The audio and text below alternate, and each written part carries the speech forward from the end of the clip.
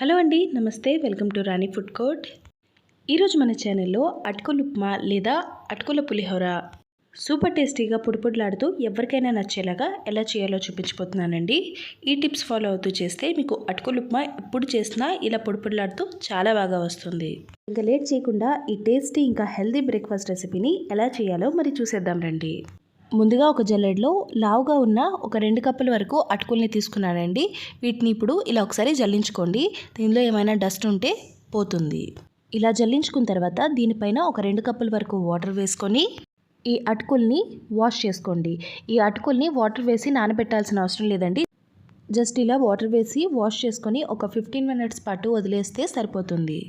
ఇలా చేయడం వల్ల ఉప్మా అనేది పొడిపొడిలాడుతూ చాలా బాగుంటుందండి. ఇప్పుడు గ్యాస్ పైన ఒక కడాయిని పెట్టుకొని వేడవనివ్వండి. వేడైన తర్వాత దీనిలో ఒక 2 టేబుల్ స్పూన్ల వరకు ఆయిల్ని యాడ్ చేసుకోండి. ఆయిల్ వేడైన తర్వాత మంటని మీడియం ఫ్లేమ్కి అడ్జస్ట్ చేసుకొని ఒక 2 నుంచి 3 టేబుల్ స్పూన్ల వరకు పల్లీల్ని యాడ్ చేసుకొని మధ్య మధ్యలో కలుపుకుంటూ బాగా క్రంచీగా అయినంత వరకు వేయించుకోండి. ఇవి బాగా వేగి క్రంచీగా అయిన తర్వాత వీటిని ఒక ప్లేట్లోకి తీసి రెడీగా ఒక పక్కన పెట్టుకోండి.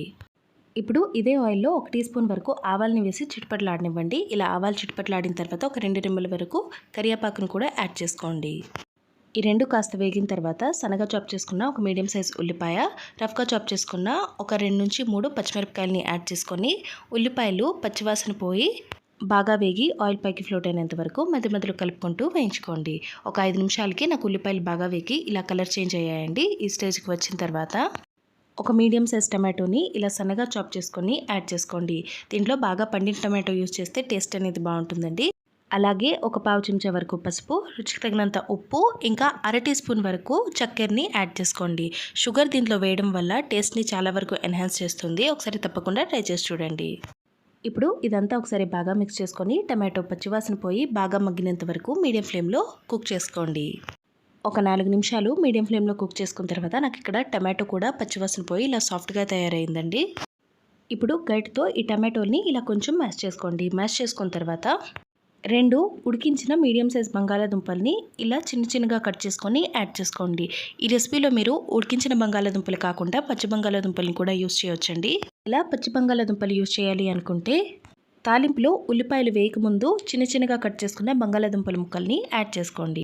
ఆ తర్వాత మిగతా ప్రొసీజర్ అనేది సేమ్ యాజ్ ఇట్ ఈస్ చేయాలి. ఇలా ఉడికించిన బంగాళాదుంపల్ని యాడ్ చేసుకున్న తర్వాత ఒకసారి బాగా మిక్స్ చేసుకొని మనం ఆల్రెడీ వాష్ చేసి పెట్టుకున్న అటుకులని యాడ్ చేసుకోండి. అటుకుల్ని ఒకేసారి యాడ్ చేసేసుకోకుండా ఇలా స్టార్టింగ్లో సగం వరకు అటుకుల్ని స్ప్రింకిల్ చేసుకుంటూ యాడ్ చేసుకోండి. ఇలా యాడ్ చేసుకున్న తర్వాత ఇదంతా అటుకులకి బాగా పట్టేటట్టుగా ఒకసారి కోట్ చేసుకోండి. ఇలా కోట్ చేసుకున్న తర్వాత మిగిలిన సగం అటుకుల్ని కూడా మళ్ళీ యాడ్ చేసుకోండి. ఇలా మొత్తాన్ని యాడ్ చేసుకున్న తర్వాత ఈ అటుకులకి ఇదంతా బాగా పట్టేటట్టుగా కోట్ చేసుకోండి. చూడండి, ఇక్కడ చూపించినట్టు మొత్తం ఈవెన్గా మిక్స్ అయిపోయిన తర్వాత ఇప్పుడు మూత పెట్టి ఒక 2 నిమిషాల పాటు స్టీమ్కి కుక్ అవ్వనివ్వండి. 2 నిమిషాల తర్వాత మూత తీసుకొని ఒకసారి బాగా మిక్స్ చేసుకోండి. ఇప్పుడు ఫైనల్గా గ్యాస్ ఆఫ్ చేసుకొని సన్నగా చాప్ చేసుకున్న కొత్తిమీర, మనం ఆల్రెడీ వేయించి పెట్టుకున్న పల్లీలు, ఇంకా అరచెక్క వరకు నిమ్మరసాన్ని పిండుకోండి. నిమ్మరసాన్ని మాత్రం స్కిప్ చేయకండి, దీనివల్లే దీనికి అసలైన రుచి.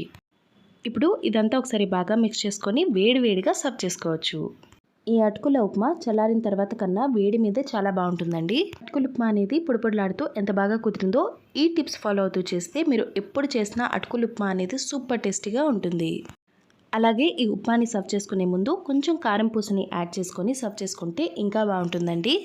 ఈ సింపుల్ టేస్టీ ఇంకా హెల్తీ అటుకుల ఉప్మా రెసిపీని మీరు కూడా ఒకసారి తప్పకుండా ట్రై చేసి చూడండి. మీకు ఎలా కుదిరిందో నాకు కమెంట్ చేసి చెప్పండి.